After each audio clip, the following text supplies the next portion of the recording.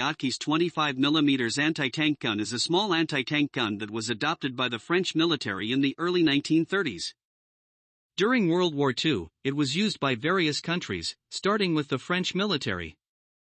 Before the adoption of the 25mm anti-tank gun, the French army assigned the Putos 37mm infantry gun, used in World War I, to anti-tank duties, but it was found to be unsuitable as an anti-tank gun for various reasons. In this context, the OTKIS company developed a 25mm anti-tank gun in 1926 and marketed it to the French army.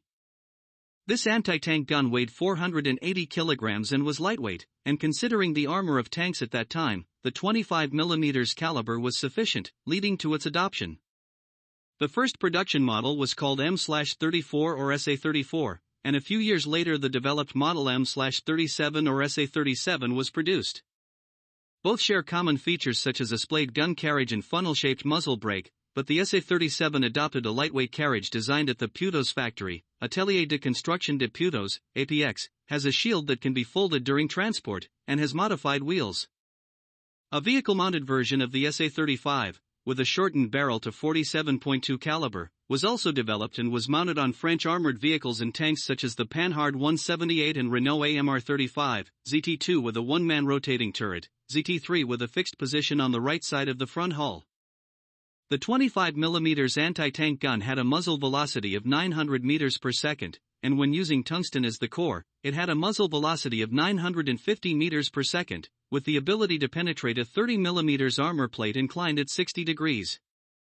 With such capabilities, which could be described as those of a large anti-tank rifle, it was not considered sufficient performance even at the outbreak of war.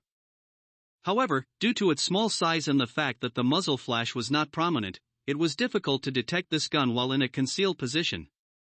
In January 1940, the Finnish government decided to purchase 50 units of the 25mm anti-tank gun SA-37 and 25,000 shells from France in response to the Winter War that had erupted with the Soviet Union in November of the previous year.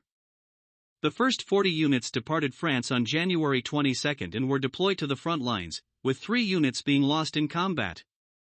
However, the remaining 10 units were captured by the German army during their invasion of Norway and never reached Finland. 4 months later, during the German invasion of France, the 25mm anti-tank gun was used not only by the French army but also by the British army, which was in short supply of anti-tank guns. However, its reputation was not very good.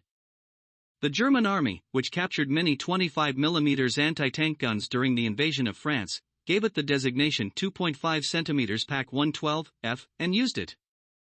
Some of the captured 25mm anti-tank guns were also used by the Italian army in North Africa as a substitute for the Zoltan S18 1000 anti-tank rifle, under the designation Cannoni de 2570 seconds.